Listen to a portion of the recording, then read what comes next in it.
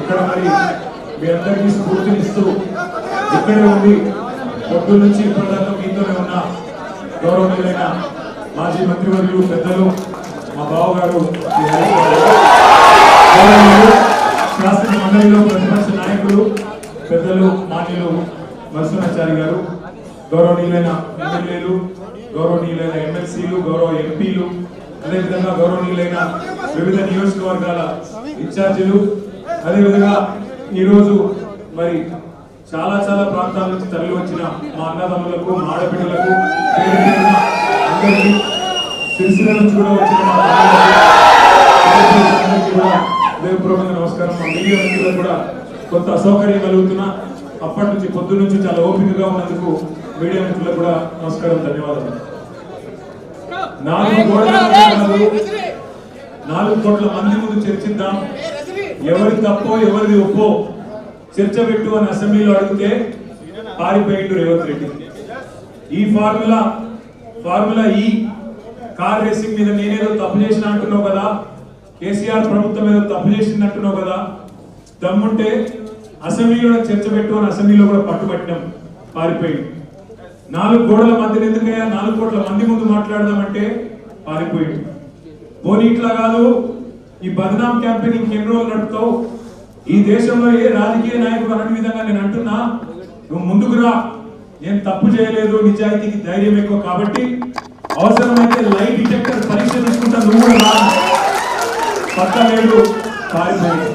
అయినా మళ్ళీ పిలిచిండు, మళ్ళీ ఈరోజు పిలిస్తే మళ్ళా పోయినాం. ఎందుకంటే చట్టాన్ని గౌరవించే వ్యక్తులుగా, న్యాయస్థానాల మీద నమ్మకం ఉన్న వ్యక్తులుగా నువ్వు ఎన్నిసార్లు పిలిస్తే అన్నిసార్లు వస్తా అని చెప్పిన పొద్దున్నుంచి 9 గంటలు ఒకటే క్వశ్చన్, అటు తిప్పడుగుడు ఇటు తిప్పడుగుడు, తిరులమరలేసి మరల తిరలేసి అడిగిందే అడిగి నేను కుల్లా చెప్పిన, ఇప్పుడే హరీష్ రావు గారు చెప్పినట్టు ఈడికెళ్ళి ఎట్టి పరిస్థితుల్లో ఫార్ములా ఈ రేస్ పోవద్దు అని చెప్పి మొదటి సంవత్సరం విజయవంతంగా నిర్వహించిన తర్వాత 2వ సంవత్సరం కూడా ఈడనే ఉండాలి అని చెప్పి ప్రభుత్వ పరంగా విధానపరమైన నిర్ణయం తీసుకున్నాము. తీసుకొని మరి కొంత డబ్బులు చెల్లించినాం. 1 రూపాయి కాదు కదా, 1 పైసా కూడా అవినీతి జరగలేదు. ఈడికెళ్ళి పైస పోయింది, అక్కడ ఉన్నది, ఇలా అవినీతి ఎక్కడ ఉంది అనే అవినీతి నిరోధక శాఖ అధికారులను అడిగినాం, సమాధానం లేదు.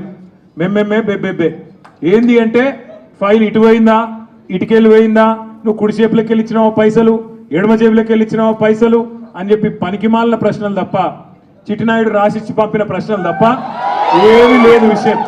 అందుకే నేను మొన్న చెప్పినా మళ్ళీ చెప్తున్నా, ఇది లొట్టపీస్ కేసు, ఈయన ఒక లొట్టపీస్ ముఖ్యమంత్రి.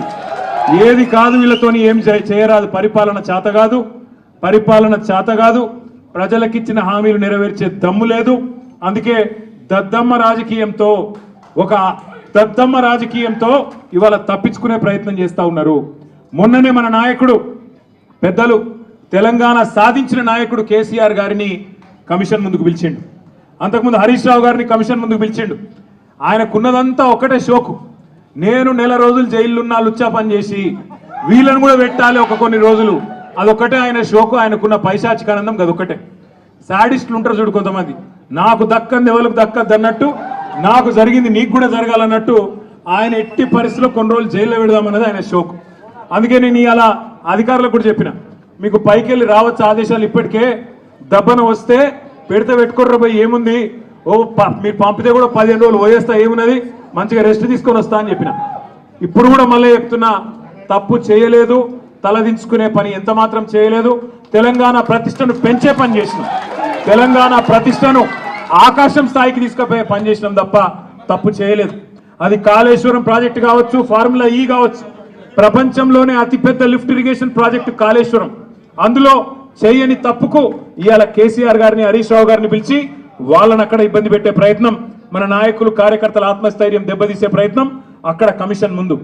ఇక్కడ ఏసీబీ అని పెట్టి మరి ఇక్కడేదో జరిగిపోయిందని చెప్పి ఏ కరప్షన్ జరగని ఒక కేసులో యాంటీ కరప్షన్ బ్యూరోని ఇన్వాల్వ్ చేసి మా ఆర్ఎస్ ప్రవీణ్ అని చెప్పిండు, నా చరిత్రలో ఇంతకంటే తుపేల్ కేసును ఎప్పుడు చూడలే, 26 ఏళ్ళు ఐపీఎస్ అధికారిగా పనిచేసిన ఇంతకంటే తుపేల్ కేసు నా జీవితంలో చూడలేదని చెప్పి వారు కూడా చెప్పినారు. అంటే ఇట్లాంటి కేసులు పెట్టి ఏదో సాధిస్తాను రేవంత్ రెడ్డి గారు అనుకుంటున్నాడు. నేను రేవంత్ రెడ్డికి చెప్పేది ఒకటే, నా మీద ఇప్పటికే 14 కేసులు పెట్టినావు, ఇంకో 1400 కేసులు పెట్టుకో, అవసరమైతే జైల్లో పెట్టుకో ఏమన్నా చేసుకో, భయపడేది లేదు. తెలంగాణ కోసం ఆనాడు జైలుకు పోయినాం. ఇవాళ అవసరమైతే తెలంగాణ ప్రతిష్టను పెంచడానికి తీసుకున్న ఒక నిర్ణయం వల్ల మళ్ళీ జైలుకు పోవాల్సి వస్తే కూడా భయపడేటోడు ఎవడు లేడు. నీ ఉడత ఊపులకు ఎట్టి పరిస్థితుల్లో భయపడం. నేను మిమ్మల్ని అందరినీ కోరేది ఒకటే, ఇదేంటంటే ఇక డైలీ సీరియల్ లెక్క అయిపోయింది.